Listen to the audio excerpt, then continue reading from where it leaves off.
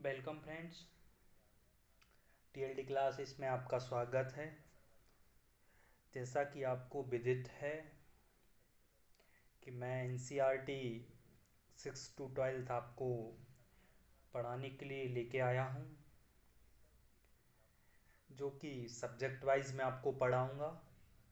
जिसमें देखिए, पहले ज्योग्राफी पढ़ाते हैं हम, फिर उसके बाद आर्ट हिस्ट्री पढ़ा देंगे, है ना। पहले आर्ट्स के सभी सब्जेक्ट कवर करेंगे, उसके बाद साइंस के, देन आफ्टर मैथमेटिक्स। ठीक, ऐसे करके हम सभी को कवर अप कर लेंगे 6 to 10। हाँ, और 11th का ज्योग्राफी हिस्ट्री पढ़ लेंगे। ठीक, क्योंकि फिजिक्स केमिस्ट्री एंड बायो इतनी इम्पोर्टेंट नहीं है for PSC and other exams के लिए। जो भी कॉम्पिटिटिव एग्ज़ाम्स होते हैं उनमें कहाँ तक पूछा जाता है, नॉर्मल बेसिक यानी 10th क्लास तक लगभग पूछा जाता है। तो आपको बता दें कि टीएलडी क्लासेस में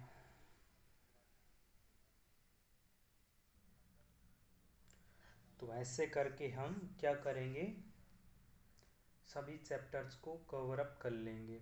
पहले हम 6 क्लास की एनसीईआरटी की जो ज्योग्राफी की बुक है उसको कवर कर लेंगे, फिर उसके बाद 7th 8th, और अगर आप लोग चाहें तो बता दें और पहले कौन सा सब्जेक्ट कराना है, तो हम उस हिसाब से भी आपको करा देंगे ना, आपकी सुविधा के अनुसार। ठीक, तो मैं आपको मेरा पढ़ाने का तरीका मालूम होगा। पहले चैप्टर को रीड कराते हैं, उसमें जो भी सब्जेक्ट टॉपिक्स आते हैं या डेफिनेशंस आती हैं उनको हम समझा देते हैं, परिभाषाओं को। फिर उसके बाद जो परिभाषा बन रही है उसकी जो अर्थ क्या होगा, उसकी परिभाषा क्या है, वो उसको किताब में टिक करवा देते हैं या फिर अपने उस हिसाब से लिखवा देते हैं। जो वर्ड्स होते हैं उनके मीनिंग समझाते हैं। फिर सबसे लास्ट में क्या करते हैं, एक्सरसाइज को सॉल्व करवाते हैं। ठीक, और आपके लिए भी होमवर्क देते हैं जिसमें कुछ क्वेश्चन आपको छोड़ देते हैं कि ये आप सॉल्व करें। ऐसे क्वेश्चंस को मैं पहले चैप्टर में पढ़ा चुका होता हूँ, तो इसलिए आप केयरफुल होके पढ़ें, कॉपी पेन लेके बैठें। जब भी चैप्टर पढ़ें, जो भी डेफिनेशंस या जहाँ टिक मार्क लगाएंगे उसको आप ज़रूर लिखें, क्योंकि वो कहीं ना कहीं इम्पोर्टेंट है, और जहाँ तक मेरा अनुभव है तो एक ना एक दो पेपर में फंसा ही है। और साथ ही क्या है कि एनसीईआरटी की जो भाषा है वो बड़ी सटीक भाषा है, क्योंकि ऐसे क्वेश्चंस बनते हैं जो सीधी सीधी एनसीईआरटी की लाइन की लाइन उठा के रख देते हैं, फिर उन्हें हम ऑप्शंस में ढूंढ के उसको फिल करना पड़ता है। तो ठीक, तो इसलिए हमें एनसीईआरटी की लाइन टू लाइन याद रखना। देखिए, मेंस में बहुत ज़रूरी है एनसीईआरटी के जो टॉपिक्स होते हैं उनका बिल्कुल अप टू, बिल्कुल सीक्वेंस वाइज अगर आप लिखेंगे ना तो बिल्कुल नंबर आपको अच्छा मिलता है मेंस में एनसीईआरटी बुक्स का बहुत महत्व है।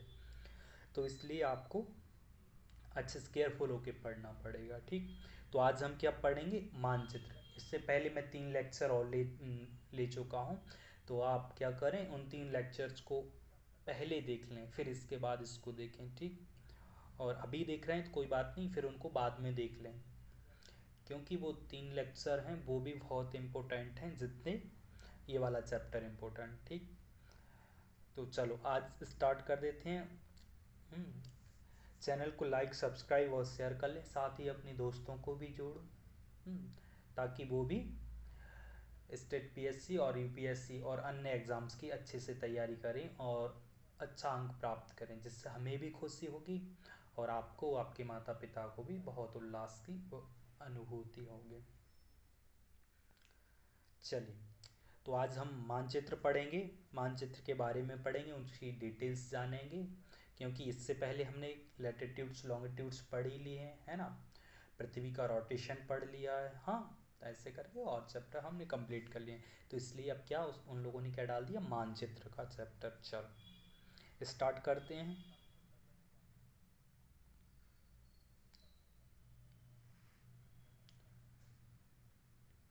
देखिए स्टार्टिंग, देखिए एनसीईआरटी की खूबसूरती यही है कि इसमें स्टार्टिंग में लिख दिया था पिछले अध्याय में। ठीक, तो इसलिए क्या है, मैं इसलिए बोल रहा हूँ आपसे कि आप पहले वो वाले चैप्टर भी पढ़ लें जो हमने पढ़ा चुके हैं, first second and third chapter.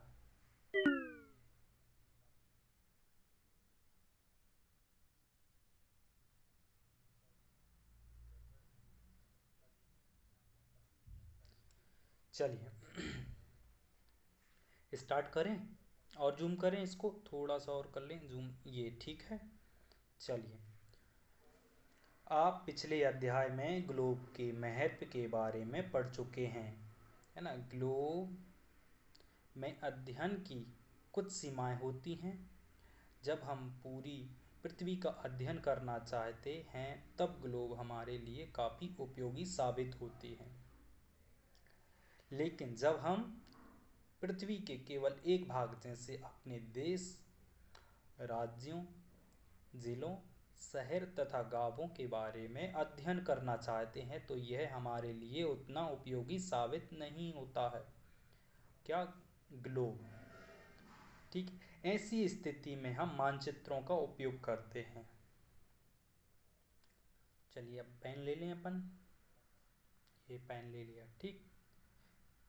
तो छोटी चीज़ों को अगर पढ़ना है तो हमें किसका, मानचित्र का देखना पड़ेगा।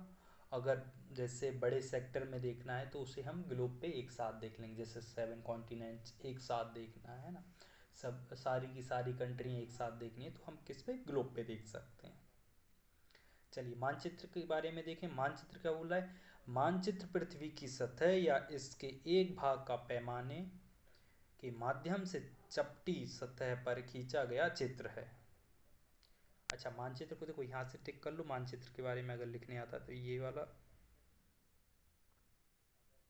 ये यहाँ से लेके यहाँ तक, ठीक। चलो, लेकिन एक गोलाकार सतह को पूरी तरह से चपटा करना असंभव है। फिर हम बोल रहे हैं कि असंभव है, लेकिन फिर भी हम लोग मानचित्र बना लेते हैं। जैसे अपनी बॉल पे जब हम लोग यूपीएससी एमपीपीएससी की तैयारी करते हैं तो क्या होता है, उसमें हमें मानचित्र अपने बॉल पे लगाना ही पड़ता है। हाँ, कभी भी कोई से भी कंट्रीज़ के नाम आ गए तो तुरंत देखना पड़ता है, कोई सी नहर का नाम आ गया है ना, या कोई से स्थान के नाम के बारे में पूछ लिया, कोई डेजर्ट पूछ लिया या कोई रिवर के बारे में पूछ लिया, तो हमें क्या करना चाहिए, जो अपनी वॉल पे मैप लगा है उसमें जल्दी देख लेते हैं और उससे जो पढ़ने में हेल्प मिलती है वो अच्छे से पढ़ सकते हैं हम, है ना। कॉन्सेप्ट बिल्कुल क्लियर हो जाता है ना। तो आप लोग जब भी पढ़ें तो देखिए, ज्योग्राफी को पढ़ने का एक ही तरीका है कि आप एटलस ज़्यादा से ज़्यादा देखें। जितना ज़्यादा आपको एटलस लर्न हो जाएगा तो क्या होगा, जो भी चीज़ें आएंगी बुक्स में वो बहुत जल्दी पकड़ लेंगे, है ना। तो इसलिए आपको एटलस साथ में रख के पढ़ना है इसको। चलो आगे देखो। मानचित्र हमारी विभिन्न ज़रूरतों के लिए आवश्यक है। कुछ मानचित्र एक छोटे क्षेत्र को एवं कुछ तथ्यों को दर्शाता है। दूसरे मानचित्र में एक बड़ी किताब की तरह तथ्य हो सकते हैं। जब बहुत से मानचित्रों को एक साथ रख दिया जाता है तब वह एटलस बन जाता है। देखिए, ठीक। जब कई सारे, देखिए यहाँ से कहाँ गया,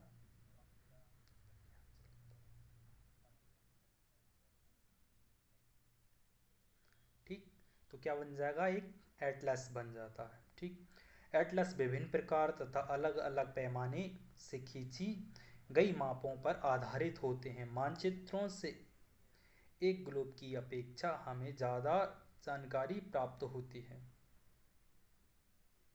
मानचित्र विभिन्न प्रकार के होते हैं जिनमें से कुछ को नीचे वर्णित किया गया है, ठीक है। देखिए, कहने का तात्पर्य यह है कि आप ग्लोब से जानकारी प्राप्त कर सकते हैं, लेकिन कैसी, मोटे मोटे तौर पे जानकारी प्राप्त कर सकते हैं। अगर आपको जैसे डीप या बारीकी से जो जानकारी चाहिए तो वो आपको मानचित्रों के माध्यम से या एटलस की मदद से ही मिलेगी। जैसे ग्लोब पे आप मान लो कोई सा शहर देखना है, तो शहर देखना मुश्किल हो जाएगा, ठीक। जैसे इंडिया देखना है, इंडिया नॉर्मल ग्लोब पे दिख जाता है, लेकिन इंडिया कितना छोटा दिखता है ग्लोब पे, ठीक है। उसमें भी अगर आपको इंडिया के कोई से शहर को देखना है तो वहाँ पे देखना आपको मुश्किल हो जाएगा। ठीक, रिवर्स नहीं दिखती हैं उस पे, है ना, जो रिवर हैं अपनी वो नहीं दिखती हैं। तो इसलिए एटलस हमें बहुत ज़्यादा अधिक जानकारी प्राप्त कर देता है। चलो, भौगोलिक मानचित्र। भौगोलिक मानचित्र क्या होते हैं, पॉइंट नंबर इसे 1 कर लें, है ना। जब आप नोट्स बनाएंगे तो पॉइंट नंबर 1 करें। पृथ्वी की प्राकृतिक आकृतियों जैसे पर्वत, पठारों, मैदानों, नदियों, महासागरों इत्यादि को दर्शाने वाले मानचित्र को भौतिक या उच्चवच मानचित्र कहा जाता है। देखिए पूरी डेफिनेशन लिखिए, है ना, यहाँ से लेके यहाँ तक। कौन कितनी चीज़ें आएंगी भौतिक मानचित्र में, पर्वत, पठार, मैदान, नदियाँ और महासागर, इसके अलावा और अन्य चीज़ें भी आ सकती हैं। तो जो अगर इन चीज़ों का जो कोई भी मानचित्र अगर वर्णन कर रहा है तो वो कौन से मानचित्र होंगे, भौतिक मानचित्र। वहीं राजनैतिक मानचित्रों के बारे में बात करें तो वहाँ पे क्या बोल रहे हैं, राज्यों, नगरों, शहरों तथा गांवों और विश्व के विभिन्न देशों व राज्यों तथा उनकी सीमाओं को दर्शाने वाले मानचित्र को राजनैतिक मानचित्र कहा जाता है। फिर से डेफिनेशन को मेरे साथ दोहराओ एक बार। राज्यों, नगरों, शहरों तथा गांवों और विश्व के विभिन्न देशों व राज्यों तथा उनकी सीमाओं को दर्शाने वाले मानचित्र को राजनैतिक मानचित्र कहते हैं। चलो, पॉइंट नंबर 1 भौतिक मानचित्र, पॉइंट नंबर 2 राजनैतिक मानचित्र। डेफिनेशन फुल लिखना है आपको। चलो नेक्स्ट पेज पे चलते हैं।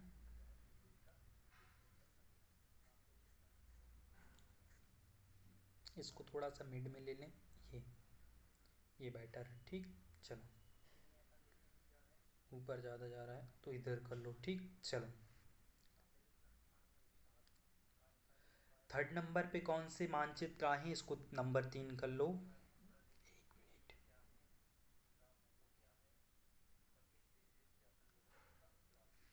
कौन से मानचित्र हैं, थीमेटिक मानचित्र। चलिए इनके बारे में पढ़ लें, फिर इसके बाद अपन इनके बारे में थोड़ी सी चर्चा करेंगे। कुछ मानचित्र विशेष जानकारियां प्रदान करते हैं, जैसे सड़क मानचित्र, वर्षा मानचित्र, वन तथा उद्योग आदि के वितरण दर्शाने वाले मानचित्र इत्यादि। इस प्रकार के मानचित्र को थीमेटिक मानचित्र कहते हैं। तो कहने का तात्पर्य क्या है, देखिए इनमें थीमेटिक मानचित्र ऐसे मानचित्र होते हैं जिनमें विशेष प्रकार की जानकारियां छुपी हुई होती हैं।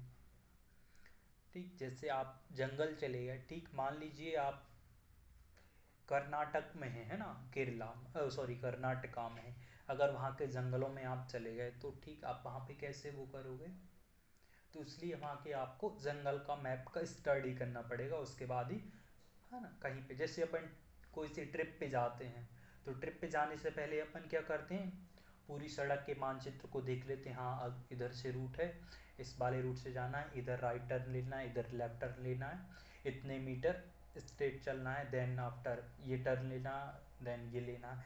तो ऐसे करके हम ऐसे मानचित्र को स्टडी कर लेते हैं। तो ऐसे मानचित्र क्योंकि उसमें एक विशेष जानकारी छुपी हुई है, तो इसीलिए हम इसको कौन सा मानचित्र कह रहे हैं, थीमेटिक मानचित्र। चलो एक बार और रिपीट कर लो, क्या है अपन उसको देख लें। थीमेटिक मानचित्र क्या है,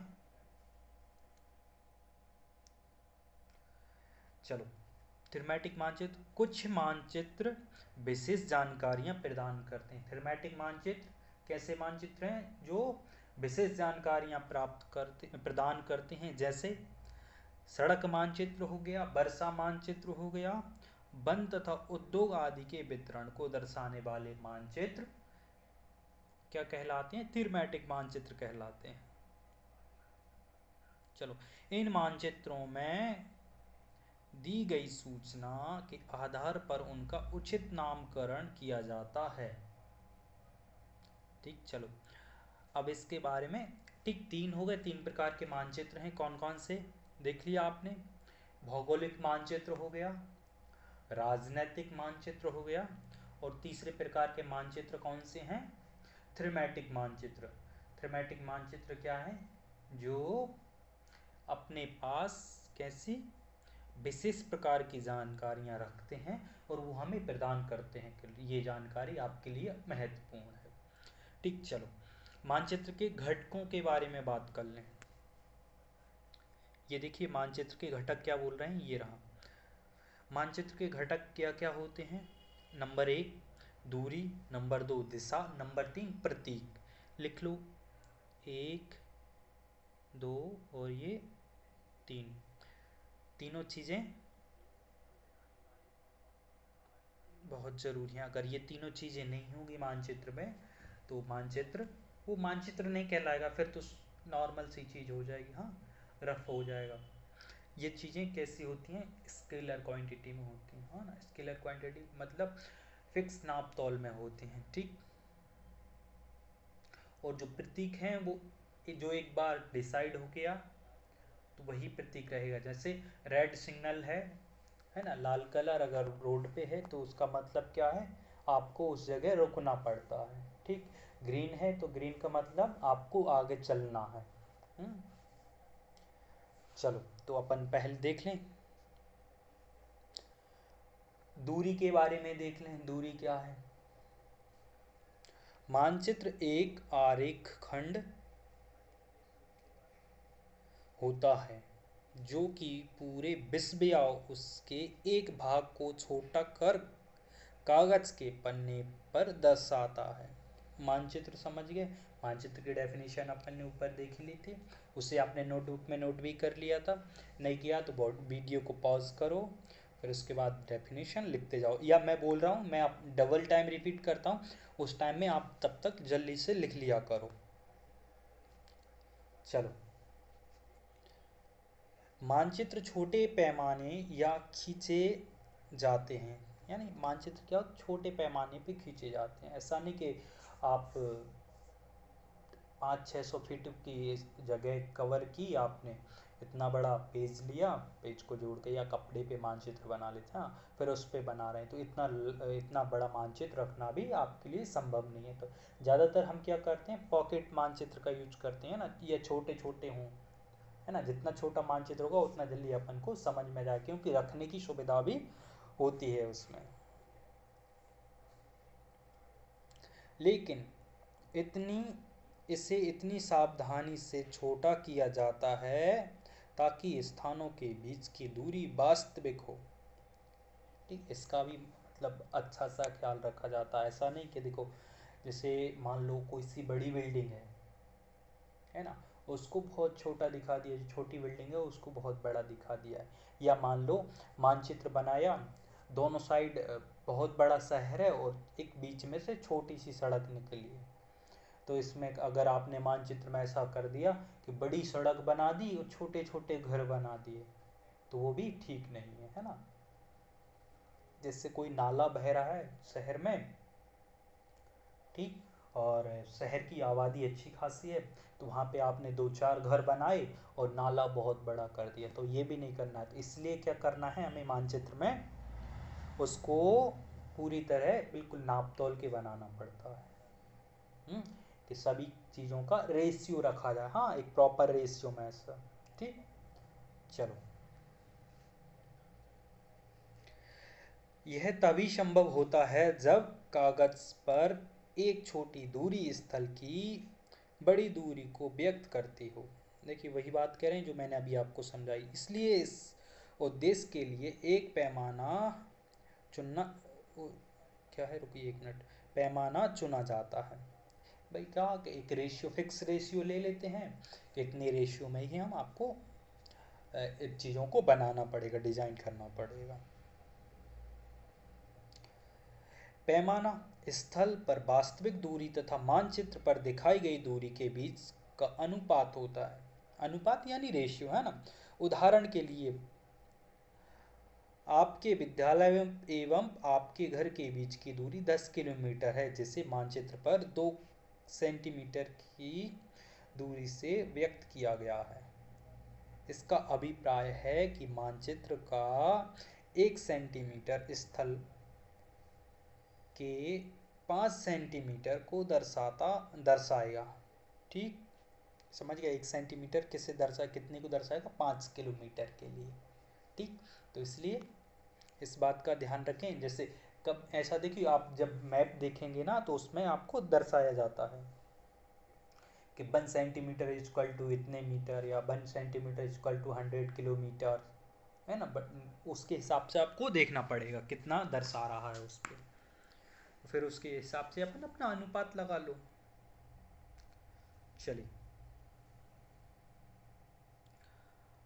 इसको ऊपर कर लें थोड़ा सा।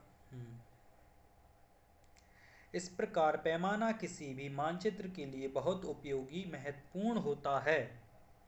अगर आपको पैमाने की जानकारी है तो आप मानचित्र पर दिए गए किसी भी दो स्थानों के बीच की दूरी का पता लगा सकते हैं। देखिए अगर ऐसी दूरी दी हुई है तो उसमें क्या, फिर तो नॉर्मल सा हो जाएगा। हाँ, मल्टीप्लाई ही करना है, जिससे ये 1 सेंटीमीटर इक्वल टू 5 कर दिया। ठीक, तो टोटल अपन ने काउंट कर लिए। जैसे मान लीजिए कि भोपाल से इंदौर की दूरी 10 सेंटीमीटर दर्शाई गई है। ठीक, तो उसमें 1 सेंटीमीटर इक्वल टू अपना कितना दिया है, देखिए इधर देख लेते हैं। 1 सेंटीमीटर इक्वल टू 5 दिया है। अपने टोटल कितने 10 सेंटीमीटर बता रहे हैं भोपाल से इंदौर की दूरी। ठीक, 1 मिनट इसको नीचे कर दो।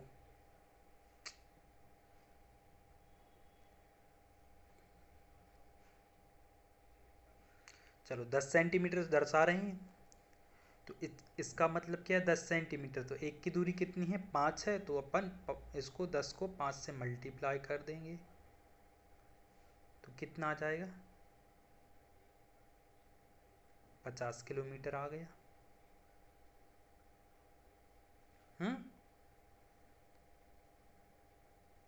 ठीक, ऐसे ही अपना आंसर आ जाएगा। ठीक, चलो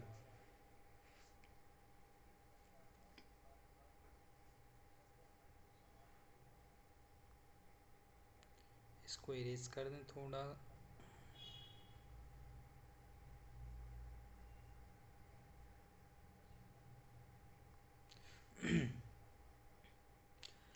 उदाहरण के लिए 5 सेंटीमीटर स्थल के 500 किलोमीटर को दर्शाता है। इसको छोटे पैमाने वाला मानचित्र कहते हैं। देखिए अब उसमें भी उन लोगों ने क्राइटेरिया बना दिया। ठीक, जैसे 5 सेंटीमीटर है तो वो किसे दर्शाएगा, 500 किलोमीटर के लिए दर्शाता है। ठीक, इसको ऐसे मानचित्र को क्या कह दिया उन्होंने, छोटे पैमाने वाला मानचित्र। ठीक, चलो जब एक छोटे क्षेत्र वाले भाग जैसे आपको गांव या शहर को कागज पर दिखाना होता है तब हम बड़े पैमाने का उपयोग करते हैं। जैसे स्थल पर 500 मीटर की दूरी को मानचित्र पर 5 सेंटीमीटर से दर्शाया जाता है। इस प्रकार के मानचित्र को बड़े पैमाने वाला मानचित्र कहते हैं। देखिए इसको आप टिक कर लें ना, यहाँ से कर लो सीधा सा टिक, यहाँ से लेके यहाँ तक।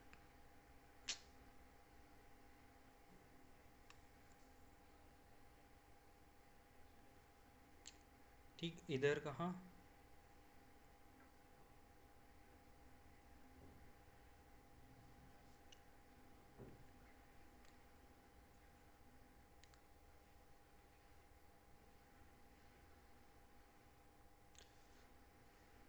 बड़े पैमाने वाले मानचित्र छोटे पैमाने वाले मानचित्र की अपेक्षा अधिक जानकारी प्रदान करते हैं। देखिए क्या बोल रहे हैं कि जो छोटे पैमाने होते हैं ना,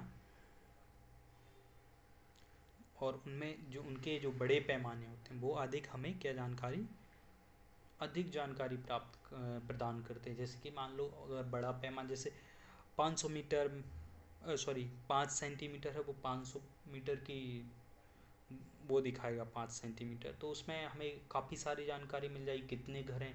एक्चुअली हम घर भी काउंट कर सकते हैं, तो 5 सेंटीमीटर देखा तो अच्छा इतना, चलो इस सेक्टर में इतने घर हो सकते हैं ना, तो 5 सेंटीमीटर मतलब काफ़ी अच्छी खासी जगह मिल जाती है उसे मैप में दर्शाने के लिए। चलो ये थोड़ी सी एक्टिविटी देख लो। एक्टिविटी क्या बोल रही है, आओ कुछ करके सीखें। 4.1 है, 4.1 को देखिए, वहाँ एक पैमाना बना है। इसका उपयोग स्थानों के बीच की दूरी मापने के लिए किया जाता है। उदाहरण के लिए एक कुआं एवं वृक्ष के बीच की दूरी 5 सेंटीमीटर है। इसका मतलब होता है कि वास्तविक दूरी 50 मीटर है।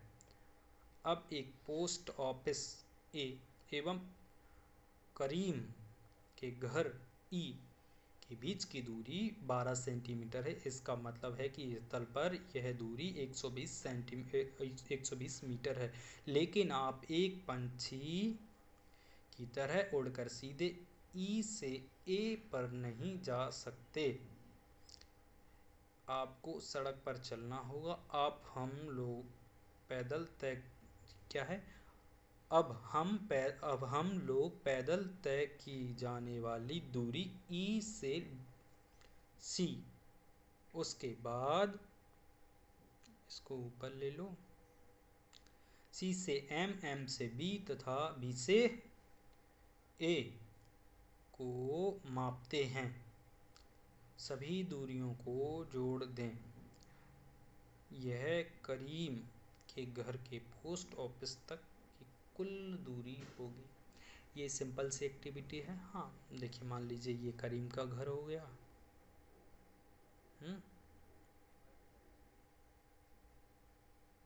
ठीक है, ये करीम भाई साहब का घर हो गया। यहाँ से वो कहीं ये जा रही हैं, तो ये पोस्ट ऑफिस हो गया। पी बना दो, ऐसा कर दो, ऐसा कर दो। ठीक, ये पोस्ट ऑफिस हो गया। तो इधर से वो ऐसे करके पॉइंट बता रहे हैं, ए से बी, बी से डी, ऐसा। ठीक है, ऐसे कर। चलो ठीक है, इसको इरेज कर दें।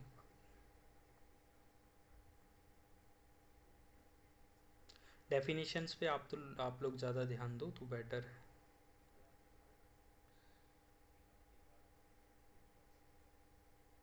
देखिए 4.1 ये रहा क्षेत्र। ठीक, इसको और नीचे कर लें और इसको बड़ा कर दें। ये देख लिया।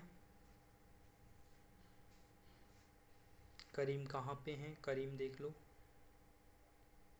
करीम का घर ये रहा, ये वाला, ये रहा अपना करीम का घर। इससे वो ऐसा चल रहा है ये, और ये रहा पोस्ट ऑफिस।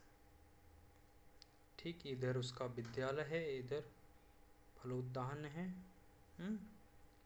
शीला का घर है करीम से बगल में, और इसके शीला के बगल में विकास का घर है, और इधर दुकानें हैं। चलो ठीक, चलो आगे बढ़ते हैं। हमने काहे के बारे में पढ़ लिया, दूरी के बारे में दूरी के बारे में पढ़ लिया। अब दिशा के बारे में पढ़ेंगे। 3 चीज़ें लिखी थी हमने, अब इसको दूसरा नंबर इसको दे लेते हैं। ठीक, इसको दे देते हैं दूसरा नंबर। दिशा को 1 दिया था, हाँ सॉरी, दूरी को 1 दिया, अब दिशा को 2 नंबर दे देते हैं।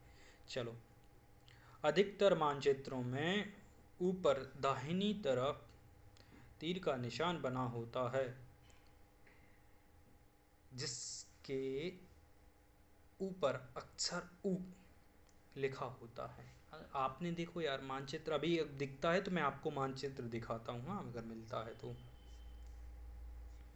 उस पे एक एरो बना रहता है और ऊपर लिखा रहता है उ, मतलब उत्तर की दिशा की ओर इस मानचित्र को रखें। ठीक, या कैपिटल अक्षर एन लिखा होगा, हाँ ABCD का एन, तो एन का मतलब नॉर्थ साइड दिखाना है। ठीक, फिर उसके ऊपर अपन क्या कंपास बॉक्स रखते हैं ना, दिव क्या है इसको क्या बोलते हैं, कंपास को हिंदी में क्या कहते हैं, दिशा सूचक ना, दिशा सूचक रखते हैं, फिर उससे अपन अपनी पोजीशन का पता लगा लेते हैं कौन सी जगह हम हैं। चलो, यह तीर का निशान उत्तर दिशा को दर्शाता है, इसे उत्तर रेखा कहा जाता है। जब आप उत्तर के बारे में जानते हैं तब आप दूसरी दिशाओं जैसे पूर्व, पश्चिम तथा दक्षिण के बारे में भी पता लगा सकते हैं। चित्र 4.2 में 4 मुख्य दिशाएं उत्तर, दक्षिण, पूर्व एवं पश्चिम को दिखाया गया है। वे प्रधान बिंदु कहे जाते हैं। कौन से बिंदु कहे जाते हैं? दिग्ध बिंदु है ना, दिग्विद बिंदु। अब दिग्विद बिंदु के बारे में मैं आपको तो अभी बताता हूँ, पहले इसको अपन थोड़ा सा और पढ़ लें। बीच की 4 दाहिनी दिशाएं हैं उत्तर पूर्व, ठीक, दक्षिण पूर्व, दक्षिण पश्चिम तथा उत्तर पश्चिम। इन बीच वाली दिशाओं की मदद से किसी भी स्थान को सही स्थिति का पता लगाया जा सकता है। चलो, जो इतनी बात कह दी उन लोगों ने, अपन इसको इस वाले मैप से, ये रहा, ये इससे समझ लेते हैं। ठीक, ये हमारा हो गया उत्तर, ये हो गया दक्षिण, ये हो गया पूर्व, ये हो गया पश्चिम। ठीक, पूर्व, पश्चिम, उत्तर, दक्षिण। मानचित्र को हमेशा रखेंगे तो कैसा रखना, ऐसा ही। देखिए, अब भारत का मैप बना लें अपन, थोड़ा सा इसको और ऊपर ले लें, ये रहा, ऊपर चला गया, थोड़ा सा नीचे, थोड़ा सा छोटा कर लो। चलो, देखिए भारत का मैप बनता है, ऐसा बन जाएगा, इधर ऐसा ऐसा, ये चला गया,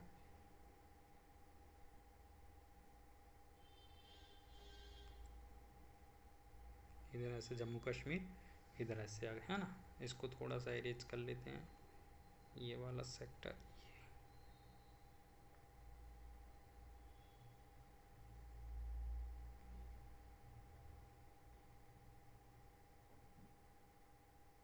ठीक है। ऐसा आप मान लो मैंने भारत का मैप बना दिया, ठीक, तो इसमें भारत का मैप जी हमेशा उत्तर रहेगा, ठीक, ये दक्षिण रहेगा, पूर्व रहेगा, ये पश्चिम, ये दक्षिण। चलो, ठीक, समझ गए।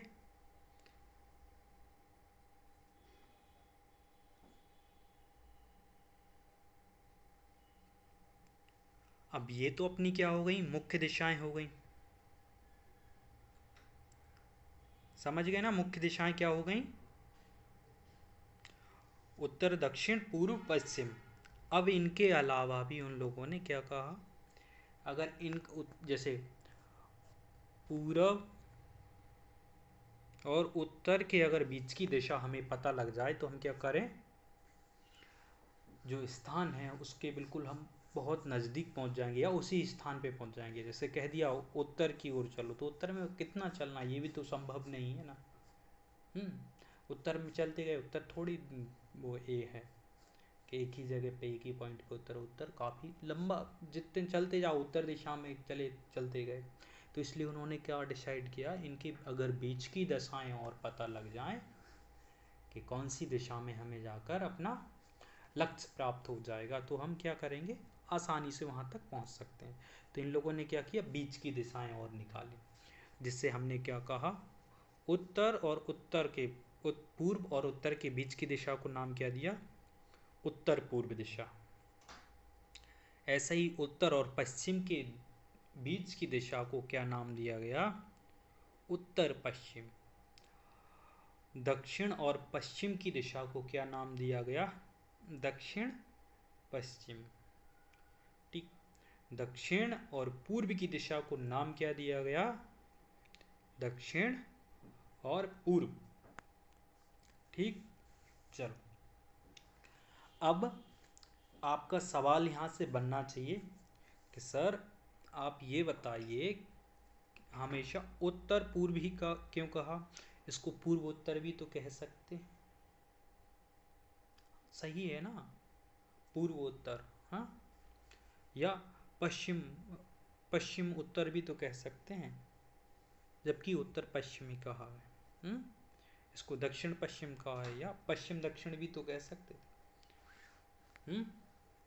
आपका क्वेश्चन बनना जायज़ था। हाँ बोलो, ये था कि नहीं, बताओ कमेंट में बताओ जल्दी। था। तो चलिए, इसका मुख्य कारण क्या है। अब इनका अभी तो आप छोटी क्लासेस में हो तो इसलिए इसका इतना महत्व नहीं है।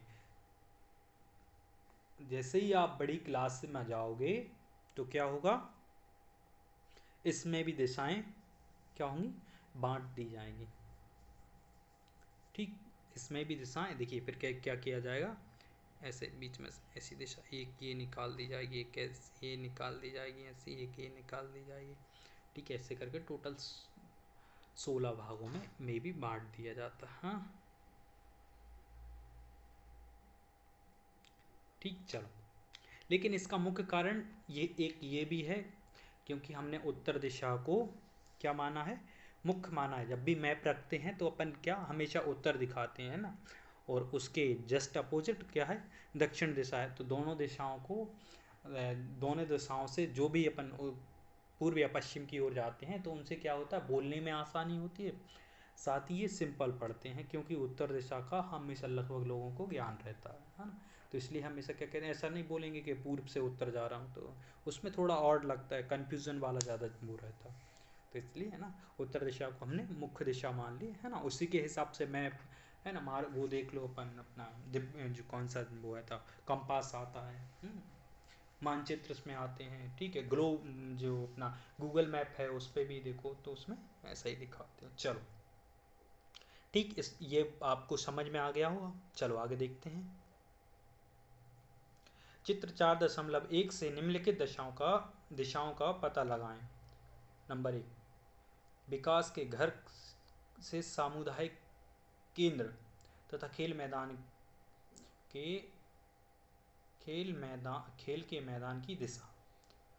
और पहला हो गया। दूसरा क्या है, दुकान से विद्यालय की दिशा। चलो ये देखो आप, ये तो आप लगा लोगे है ना। ये अपना देखो, एक बार और अपन देख लें। इसको अपन ने काफ़ी छोटा कर दिया, ये देखिए, इसको ऐसा ऊपर ले लें। ये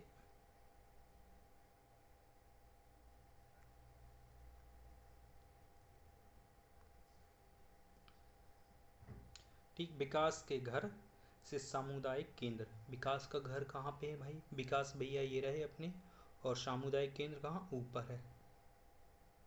ये देखिए, विकास के घर से सामुदायिक कौन सी दिशा में है, उत्तर दिशा में। ठीक, चलो, दुकान से विद्यालय की दिशा, ये रही दुकान, ये रही विद्यालय। चलो ये चलेगा, कौन सी दिशा हो गई, पूर्व दिशा में। ठीक, क्यों पूर्व दिशा माना है, जो पहले लिखा है उसे अपन क्या मान लेंगे, मुख्य बिंदु, और उसके बाद जिस भी साइड में जाएंगे उस दिशा का हम उसे नाम दे देंगे। ठीक, चलो अगला पेज करते हैं, इसको बड़ा कर लें, ये रहा। चलो पढ़ो, तब थोड़ा सा पढ़ो इसे।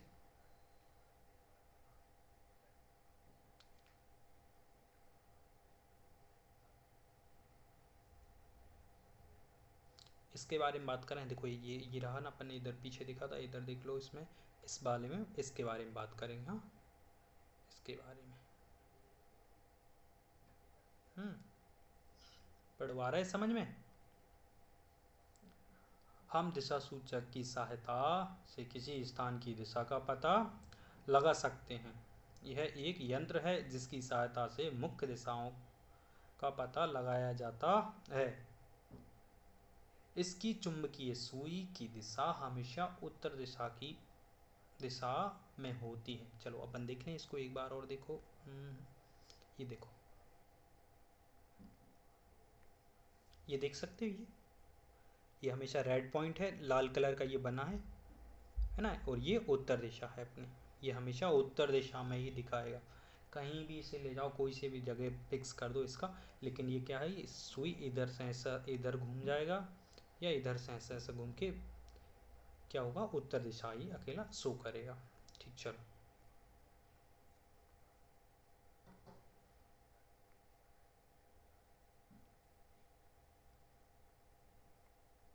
समझ गए। चलो अब प्रतीक के बारे में पढ़ लें।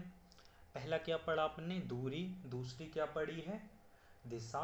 तीसरा क्या पढ़ना है हमें, प्रतीक। चलो इसको 3 नंबर लिख लो। 3 चीजें अपन ने मानचित्र में पढ़ ली हैं, ठीक। और 3 चीजें उसमें इसमें पढ़ रहे हैं ना, घटक में। मानचित्र के घटक जो हैं उनके बारे में 3 चीज़ों के बारे में पढ़ रहे हैं अपन। ये अपन अभी कौन से नंबर 3 की बात पढ़ रहे हैं, ठीक। यह किसी भी मानचित्र का तीसरा प्रमुख घटक है। क्या है, प्रतीक। पहले क्या हो गए, दूरी हो गई। दूसरी क्या हो गए, दिशाएं हो गई। तीसरी क्या है, प्रतीक। प्रतीक मतलब चिन्ह या सिंबल। चलो, किसी भी मानचित्र पर वास्तविक आकार एवं प्रकार के विभिन्न आकृतियों जैसे भवनों, सड़कों, पुलों, वृक्षों, रेल की पटरियों एवं कुओं को दिखाना संभव नहीं होता है। इसलिए वे निश्चित अक्षरों, छायाओं, रंगों, चित्रों तथा रेखाओं का उपयोग करके दर्शाए जाते हैं। ये प्रतीक कम स्थान से अधिक जानकारी प्रदान करते हैं। देखिए, छोटी से उसमें क्या बहुत ज़्यादा जानकारी हमें प्रदान कर देते हैं ना। छोटी सी जगह पे मान लीजिए शेर का चित्र बना दिया, कहीं जंगल के सामने कोई शेर का चित्र बना दिया, तो सब लोग क्या समझ जाएंगे कि इस जंगल में शेर रहते हैं और उनका आतंक होगा, या हम पे कभी भी अटैक कर सकते हैं, इसलिए हमें सतर्क रहना है इस अगर जंगल में जाना है तो। हाँ, तो हमें ऐसी छोटी एक, जब अगर पूरा लिखेंगे ब्लैक बोर्ड पे तो बहुत ज़्यादा लिखना पड़ेगा। सिंपल सा एक चित्र बना दिया तो हाँ सब लोग समझ जाएंगे, है ना, प्रतीक या सिंबल बना दिया।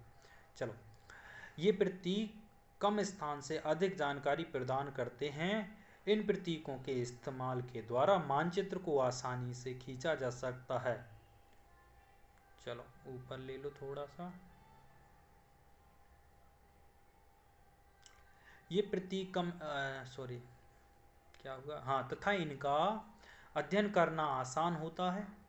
अगर आप एक क्षेत्र की भाषा को नहीं जानते हैं तथा आप किसी से दिशाओं के बारे में नहीं पूछ सकते हैं, तब इन चिन्हों की सहायता से क्या जानकारी प्राप्त कर लेंगे। देखिए, जैसे मान लो किसी को अंग्रेजी नहीं आती है, हाँ, इंग्लिश नहीं आती है, वो केवल हिंदी पढ़ सकता है, या कोई दूसरी भाषा मान लो जैसे मराठी हो गई, गुजराती हो गई, कन्नड़ हो गई, तेलुगु, पंजाबी हो गई।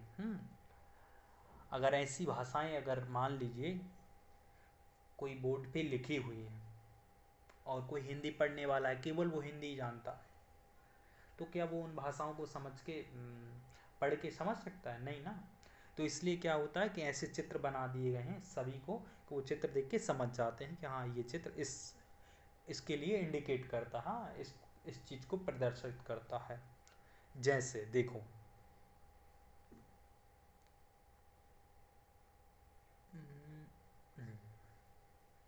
ठीक। चलो, इन चिन्हों को देखिए, आप ध्यान से पढ़ लीजिए। ये चिन्ह आपको यहाँ तो काम आएंगे, एग्जाम में भी काम आएंगे, लेकिन इसके बाद आपको जिंदगी भर इन चिन्हों का क्या करना है, सामना करना पड़ेगा, ठीक। जब आप बड़े हो जाएंगे, गाड़ी चलाने लगेंगे, मोटरसाइकिल चलाने लगेंगे, जीप गाड़ी चलाएंगे, हाँ, अगर और अच्छे उस पे गए तो लोको पायलट बन गए तो भी इनका ध्यान रखना पड़ेगा। हाँ, तो ऐसे चिन्हों का ध्यान आपको ज़रूर रखना पड़ेगा। जैसे मान लीजिए रेलवे लाइन के बारे में देख लें, क्या रेलवे लाइन के बारे में क्या है। बड़ी लाइन देखिए, सबसे पहले यहाँ पे देखिए, ये रही अपनी बड़ी लाइन, तो इसको ऐसा मिला दो, ये रही आपकी बड़ी line. Meter line, meter line को कैसे दर्शाया इन लोगों ने, ये देखिए, रेलवे स्टेशन, रेलवे स्टेशन, ये जो रेड कलर का पॉइंट बना ये अपना क्या है, रेलवे स्टेशन, या RS लिखा हो वहाँ पे, ठीक, समझ गए।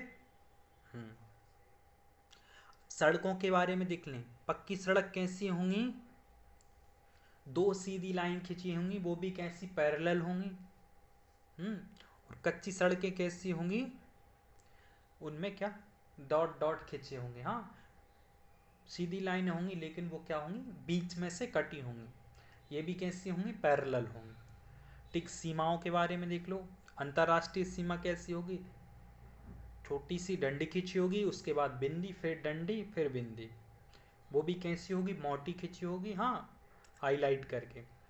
जिला के, राज्य के बारे में देख लो, सेम जो अंतर्राष्ट्रीय है उसी की जैसी होगी, लेकिन वो क्या होगी, थोड़ी सी पतली होगी।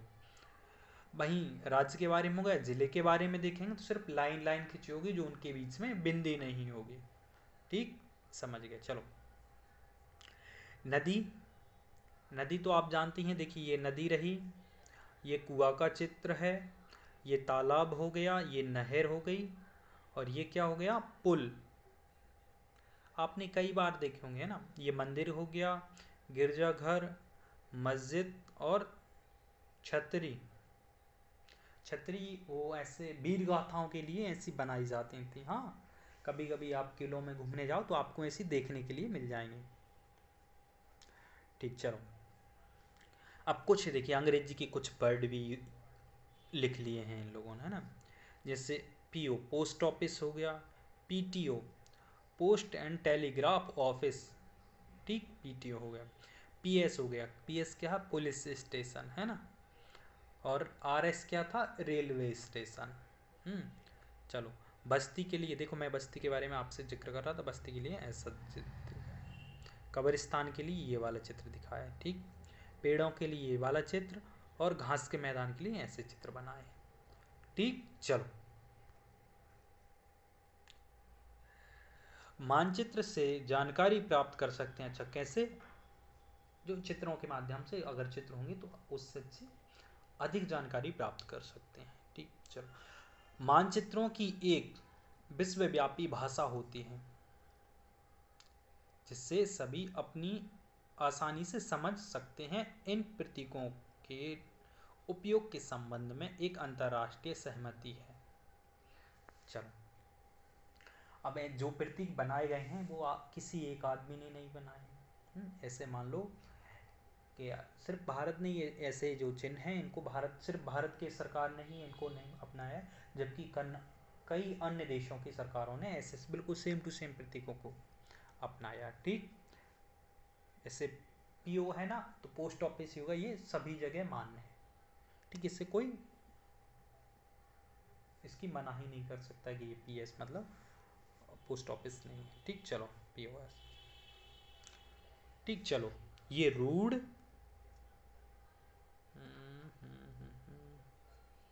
एक मिनट अपन देख लें क्या है ऊपर। चलो, इसको, ये जो चित्र है, चित्र को अभी देखते हैं, पहले इसको इधर देख लें अपन। हाँ, एक सेकंड, इसको इरेज करना पड़ेगा। ठीक, चलो, ये रूढ़ प्रतीक होते हैं।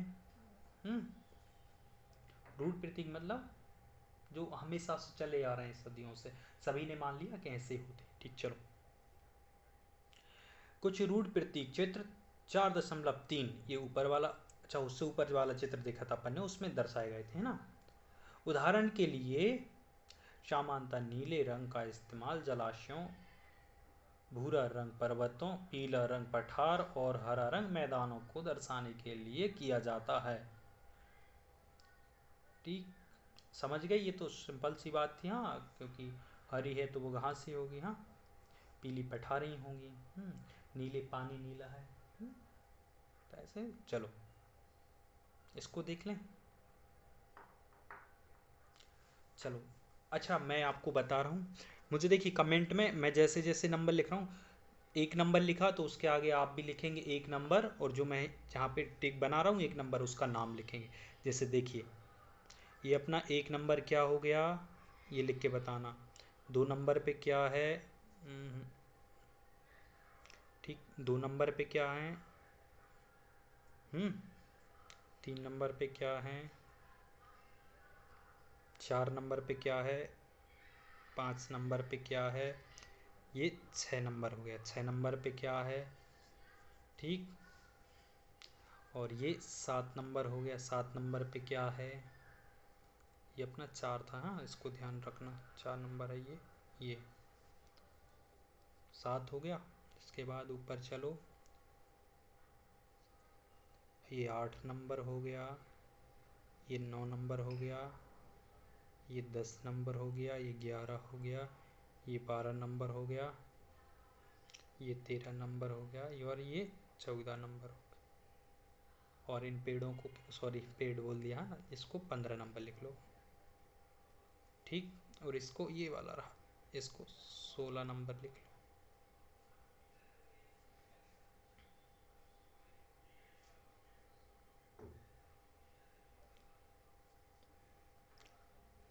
और इसको ये देखिए, इसको 16 हो गया, ये नंबर लिखेंगे 17, और इसके लिए 18, ठीक। अब ऐसे ही आप एक नंबर लिखेंगे, जैसे मैं बता देता हूँ। जैसे मान लीजिए 18 नंबर है, 18 नंबर किसके लिए दिखा रहा है, कच्ची सड़कों के लिए, ठीक। जैसे 14 नंबर किसके लिए दिखा रहा है, नदी के लिए। तो ऐसे ही जो नंबर दिए मैंने, ऐसे ही आप बताएंगे। जैसे 1 नंबर किसके लिए दिखा रहा है आप बताइए, 2 नंबर किसके लिए दिखा रहा है आप बताइए, 3 नंबर किसके लिए बता रहा है आप उसमें कमेंट में लिखें। चलो ठीक, ये आपका होमवर्क है आज की, आज कंप्लीट कर लेना, हाँ बाद में परेशान मत करना। चलो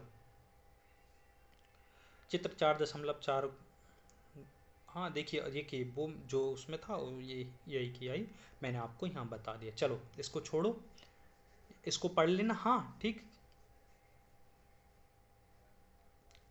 चलो बढ़ते हैं, अब आगे बढ़ते हैं। रेखा चित्र, रेखा चित्र क्या है, रेखा चित्र एक आरेख खंड है जो पैमाने पर आधारित न होकर यद यदस्त और स्थानीय प्रेक्षण पर आधारित होता है। कभी कभी किसी क्षेत्र के एक कच्चे आरेख खंड की आवश्यकता वहाँ के एक स्थान को दूसरे स्थान के सापेक्ष दिखाने के लिए होता है। मान लीजिए कि आप अपने मित्र के घर जाना चाहते हैं, लेकिन आपको रास्ते की जानकारी नहीं है। आपका मित्र अपने घर के रास्ते को बताने के लिए एक कच्चा आरेख खंड बना सकता है। इस प्रकार कच्चे आरेख खंड को बिना पैमाने की सहायता से खींचा जाता है तथा इसे रेखा चित्र कहते हैं। चलो तो इसमें क्या है आप ये देख लीजिए, पहले ही सहायता से खींचा दो, कैसे प्रकार के होते हैं यहाँ से देखिए, कच्चे आरेख खंड को यहाँ से देखिए, है ना, कच्चे आरेख खंड को बिना पैमाने की सहायता से खींचा जाता है तथा इसे क्या कहते हैं, रेखा चित्र कहते हैं, ठीक। जिनका देखिए, जिनमें कोई डायमेंशंस नहीं होते हैं, डायमेंशंस का मतलब है जिनमें कोई तौर तरीके नहीं होते हैं, पैमाना कोई डिसाइड नहीं किया गया होता है। जैसे 1 सेंटीमीटर इक्वल टू 10 किलोमीटर मान लीजिए, तो ऐसा उसमें कोई डिसाइड नहीं होता। हाँ अपन ने अपने मित्र से कह दिया, एक मिनट, अपने मित्र से कह दिया कि आप मेरे घर आना है आपको, तो आप ऐसा करना कि पहले आपको पक्की सड़क मिलेगी, पक्की सड़क से थोड़े दूर जाओगे एक पेड़ मिल जाएगा, तो उस पेड़ के पास से आप लेफ्ट टर्न ले लेना, हाँ थोड़े और आगे जाओगे तो राइट टर्न ले लेना, ऐसा करके मेरा घर आ जाएगा, ऐसा बता देते हैं। तो ये क्या है, उसमें कोई पैमाना नहीं होता, ठीक। चलो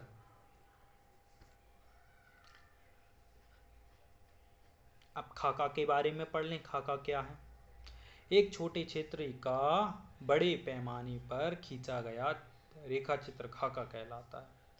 क्या है, छोटे क्षेत्र का बड़े पैमाने पे खींचा जाना क्या कहलाता है, खाका चित्र। इसको देखिए जल्दी से टिक लगा लो, यहाँ से यहाँ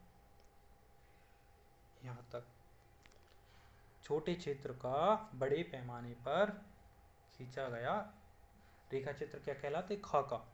एक बड़े पैमाने वाले मानचित्र से हमें बहुत सारी जानकारी प्राप्त होती है, लेकिन कुछ ऐसी चीज़ें होती हैं जिन्हें हम कभी कभी जानना चाहते हैं, जैसे किसी कमरे की लंबाई एवं चौड़ाई, जिसे मानचित्र में नहीं दिखाया जा सकता है।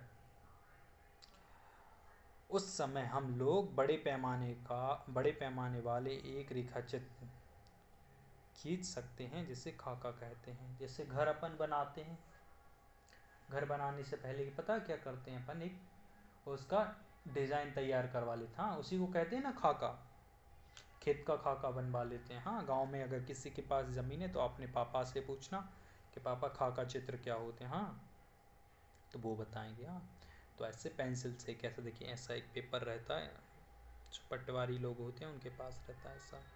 और ऐसे मान लीजिए ये अपना तुम्हारा खेत बना दिए, ये बन गया खेत, लो ये तुम्हारा खेत हो गया। हाँ, तो ऐसे खाका बना दिए। जैसे मान लीजिए अपन को ये घर बनना, ये अपना पेपर रहा, अब घर बनाना है तो ठीक है, ये एक कमरा ये हो जाएगा। हाँ, ये उसके बाद लेट बाथ हो जाएगी।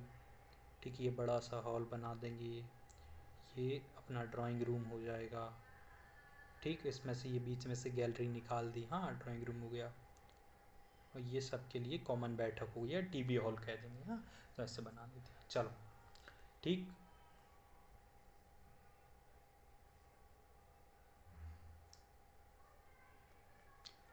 चलो अब थोड़ी सा अभ्यास प्रश्न देख लें। निम्नलिखित प्रश्नों के उत्तर संक्षेप में दीजिए।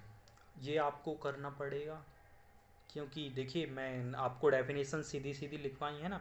मानचित्र के 3 घटकों कौन कौन से हैं बताए हैं अभी, देखो जस्ट पहले बताए थे। बताओ, जल्दी बता दो।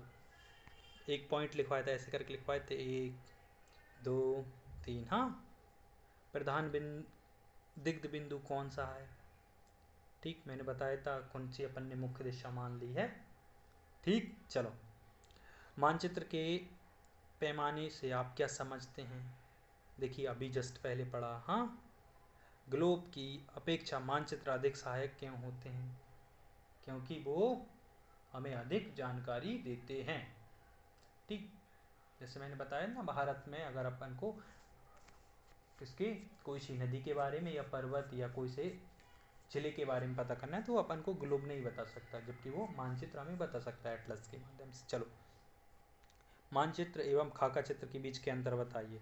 चलो ये क्वेश्चन अच्छा है, इसको ऐसा करना, आप कॉपी लेना, कॉपी में दोनों साइड बनाना, इसका फोटो खींच के मुझे कमेंट बॉक्स में फ़ोटो भेजना। हाँ ठीक, चलो नहीं तो क्या करना, देखिए हमारे उस पर जाना, किस पे, इंस्टा पे जाना है ना, इंस्टा पे हमें फॉलो कर लो, वहाँ पे भेज दो, या फिर मुझे टेलीग्राम पे भेजो। ठीक, मैं आपको देखना चाहता हूँ आपने कितना पढ़ा है, कितना आपको समझ में आता है। ठीक, कौन सा मानचित्र विस्तृत जानकारी प्रदान करता है? ये अभी जस्ट एक एक लाइन ऊपर पहले पढ़ा है। हाँ, प्रतीक प्रतीक किस प्रकार मानचित्रों के अध्ययन में सहायक होते हैं? मैंने एक शेर वाला एग्जाम्पल दिया था, वो देखो।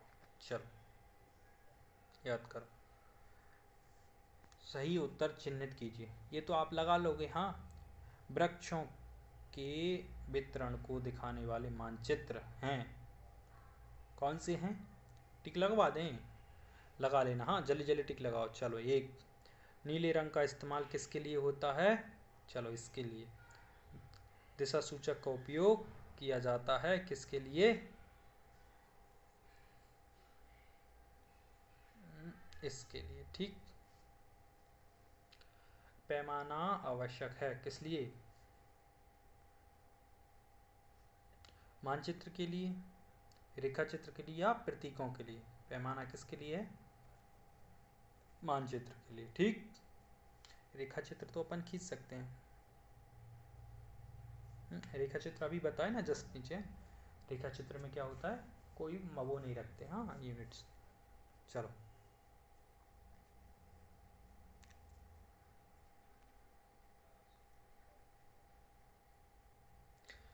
ठीक, चलो आज के लिए बस इतना ही। Thank you. मेरा अगला जो चैप्टर आएगा उसको भी ध्यान से देखें, और जो भी आपको अगर इस चैप्टर में समझ में नहीं आया है तो वो कमेंट में कमेंट कर दो। ठीक, चलो मैं आशा करता हूँ आप लोग अच्छे होंगे, स्वस्थ होंगे। बारिश का मौसम है तो अच्छे से रहिए, बारिश में मत ना भीगें। हाँ, और खूब पढ़ें, खूब बढ़ें, ठीक। स्वस्थ रहिए और तंदुरुस्त रहिए और देश का नाम रोशन कीजिए। और 15 अगस्त आ रहा है, उसका प्रोग्राम अच्छे से मनाइए, हर्षोल्लास से अपने स्कूल में जाइए और बढ़ चढ़ के हिस्सा लीजिए, ठीक। चलो, और साथ ही हम भी यहाँ पे अपने चैनल पे अच्छा प्रोग्राम ऑर्गेनाइज करेंगे, तो आप हमारे भी इस प्रोग्राम को देखें, ठीक। साथ ही हमारे चैनल को लाइक, सब्सक्राइब और शेयर कर लें, अपने दोस्तों को भी जोड़ें और वीडियो को ज़्यादा से ज़्यादा लोगों तक पहुँचाएँ, ताकि वो लोग भी ऐसे चैप्टरों को अच्छे से पढ़ सकें और अच्छे अंक प्राप्त कर सकें, ठीक। धन्यवाद, थैंक यू।